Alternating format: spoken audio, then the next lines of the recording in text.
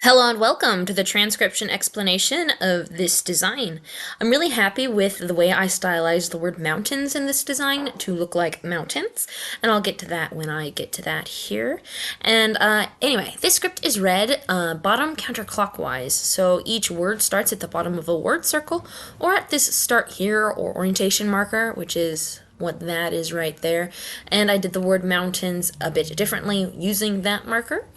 Anyway, so here's the first word, and it is our normal layout where we have our first letter at the bottom. And this is a circle on the line of our word circle. So here's the word circle line. This is on it. That makes it a TH because there are no dots and no lines on the TH. And then we have this little guy. So these little circles, they're all vowels, and vowels have different positions depending on what vowel they are and if they're attached on the consonant stem. With that being said, this is an E because it is centered on the line of our word circle. So this word is THE or the. And now we have our start marker for the word mountains, and here's our word circle line, and this is inside the word circle and this is outside the word circle, and you can tell that because if you were to make an infinitely large circle, the bottom would be here and going counterclockwise would be going this way. It just, never curves up, which would be, where it would eventually curve on an infinitely large circle. So right, this is the inside, this is the outside, and this is our first letter because it is first in the word.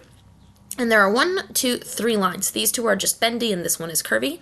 And that makes it in the 3-line column. And it is a completed circle, so it's in this row. So that would be an M. And then attached to the M we have a little guy, like a bead on a string. And that would be an O. And then we have this next vowel, and it has a line going outwards. So that would be a U. And then we have an N, 1 line instead of 3. So it's in the same row as the M, but 1 line instead of 3. And then we have a T, a shallow divot, like a bite out of a cookie, with no modifiers. An A is a vowel outside of our word circle.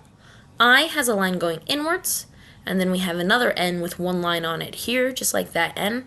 And then we have our S, this shallow divot here, and there's this one angled line, the thin line and the thick line. So that would be a total of 3 lines, making it an S. So that would be mountains here. And then we have our next word circle. The bottom is here, and we have our A outside the word circle. There are some dots here, but these dots are actually closer to this word, so they go here. These dots are closer to this stem here, and that makes it 3 dots on a shallow divot or an R. And then we have another E, just like that E. So that would be the word R. And then continuing along the line, we have our next word here before this word, because it is, next in line following the line of that infinitely large circle we imagined. Bottom is here, and we have these 2 letters together. So even though the A is below the C here, when it is attached to the C and in the same position as the C, so like here's that letter stem and then here's the vowel. Vowels are read after the consonants. Consonants are read before vowels. So we have the C and then the A, and there are 1, 2, 3, 4 dots, making this a C, and then we have the A. Now we have a double letter, and a double letter is a double line, and these 2 lines are the same thickness, so same thickness is same letter twice, which means these 3 dots count for both of those, and that would be a double L, because L's have 3 dots. Then we have this I, which does radiate towards the middle. If you were to mirror this and make it go outside, it would go outside and be a U. This is kind of, borderline U-ish. But it is going towards the middle, I promise. And then we have 1, 2, 3 lines on the NG. So that would be CALLING. And then we have this word here. It starts with an A. And so here's a good example of this is an attached A because it's in line with that C, but this A is not in line with this N because it is right here. Its closest spot to the edge of the word circle is here. So this A is here and not here, so you read the A first. So A, and then we have the N, 1 line just like this N, and then 1, 2, 3 dots that we mentioned earlier are on this D, which has 3 dots on a deep divot. So this is the word end. Here we have the word I. It's just a little vowel, a line going inwards. And then we have our word here, the bottom's here. 1, 2, 3 lines, these 2 thick curvy lines plus the 1 skinny line, making that another M, just like this M. And then there's a U with a line going outwards, away from the middle of our word circle. So that would be a U.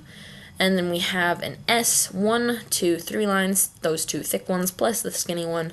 And then a shallow divot with no modifiers, because lines that pass through things don't count, because lines count where they end on a letter stem. So that would be a T with no modifiers. So M-U-S-T, so must. And then we have this word, the bottom of it's here. We have a deep divot with one line. That would be a G. And then we have an O, little guy inside the word circle. So the mountains are calling and I must go is what this design says. And I am super happy with how it looks stylistically, kind of like mountains. So yeah, that is that. I hope you like it too. Bye.